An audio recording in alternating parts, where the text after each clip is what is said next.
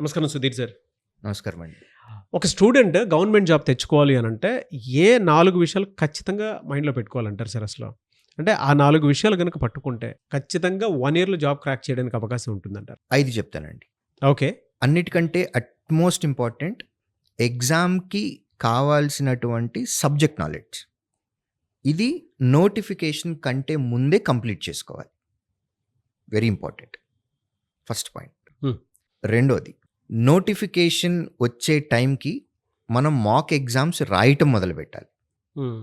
Every day mock exams రాయాలి.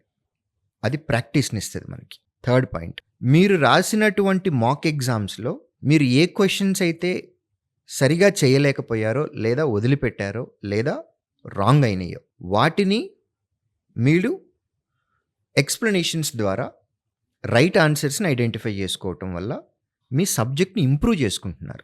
At the same time మీరు already కరెక్ట్‌గా ఆన్సర్ చేసినటువంటి క్వెషన్స్‌లో ఇంకా వేరే ఏదైనా మెథడ్ వాడి టైంని తగ్గించడానికి అవకాశం ఉందా? ఇది కూడా చూసుకోవాలి. చాలామంది ఇది మిస్ అవుతారు. ఆన్సర్ వచ్చింది కదా అని హ్యాపీగా ఫీల్ అవుతాం. నో. హ్మ్. దాన్ని ఇంకా టైం తక్కువలో మనం ఏమన్నా చేయగలమా అనేది కూడా అనాలిసిస్‌లోకి రావాలి. Third point. Fourth point, consistency is utmost important. ప్రపంచం ఏమైనా పర్వాలేదు, మనం మాత్రం చదువుకోవాలి. మీకు కన్సిస్టెన్సీ ఉందా, మీ గోల్‌ని మీరు రీచ్ అయిపోతారు. బెస్ట్ ఎగ్జాంపుల్, ఒలింపిక్స్‌లో highest number of gold medals swimming కేటగిరీలోకి వచ్చినటువంటి ఫెల్ప్స్. Michael Philips. తను చేసింది కంటిన్యూయస్‌గా 5 సంవత్సరాలు ప్రతిరోజు స్విమ్మింగ్ ప్రాక్టీస్‌కి వెళ్ళారట. 5 సంవత్సరాల్లో ఒక్కరోజు కూడా ఆయన మానేయలేదంట. ఈ 5 సంవత్సరాల్లో మనందరి లైఫ్‌లో చాలా నేరాలు, ఘోరాలు, ఫంక్షన్స్ ఎన్నో జరిగి ఉంటాయి. అవును. బట్ ఏ రోజు కూడా ఆయన ప్రాక్టీస్‌కి మిస్ అవ్వలేదంట. ఆయన చేసింది కన్సిస్టెన్సీ. అటువంటి కన్సిస్టెన్సీ మనకు కావాలి. మనకు 5 ఏళ్ళు అక్కర్లేదండి, సంవత్సరం చాలు. Hmm. So consistency is utmost important. Fourth point ఇది. Fifth point, don't forget above 4 rules. Never miss them.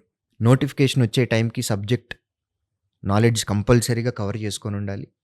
Notification వచ్చే టైంకి మాక్ ఎగ్జామ్స్ ప్రాక్టీస్ చేస్తూ ఉండాలి.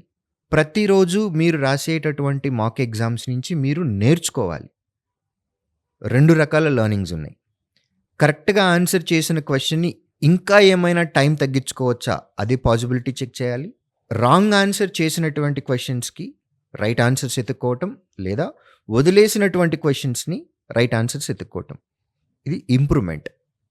Next consistency. ఇవి ఫాలో అయితే కనుక కాంపిటేటివ్ ఎగ్జామ్లో ఇప్పుడున్నటువంటి నంబర్ ఆఫ్ ఆపర్చునిటీస్కి, నంబర్ ఆఫ్ వేకెన్సీస్కి ఉద్యోగం తెచ్చుకోవటం అనేది 1 year is more than enough. దీనిలో కొన్ని సాక్రిఫైజెస్ కూడా చేయాలి. కన్సిస్టెన్సీ మాట ఎప్పుడైతే మాట్లాడామో ఎన్నో సాక్రిఫైజెస్ చేస్తే తప్ప కన్సిస్టెన్సీ రాదు. హ్మ్. ఇంటర్ రిలేటెడ్ అండి. యాజ్ ఏ టీచర్గా నేను స్టూడెంట్కి సజెస్ట్ చేసేది Android phones, Apple phones, touch screen ఉన్నటువంటి ఫోన్స్ని వాడొద్దని చెప్తాను. మాక్ ఎగ్జామ్స్ ఎక్కడ ప్రాక్టీస్ చేయాలి? మాక్ ఎగ్జామ్స్ పీసీలో మాత్రమే ప్రాక్టీస్ చేయాలి. ఎందుకంటే ఫైనల్ ఎగ్జామ్లో మీకు పీసీలోనే పెడతారు. మీరు ఇక్కడ మొబైల్లో రాసి అక్కడ పీసీలో వెళ్తే దాన్ని ప్రాక్టీస్ అనం.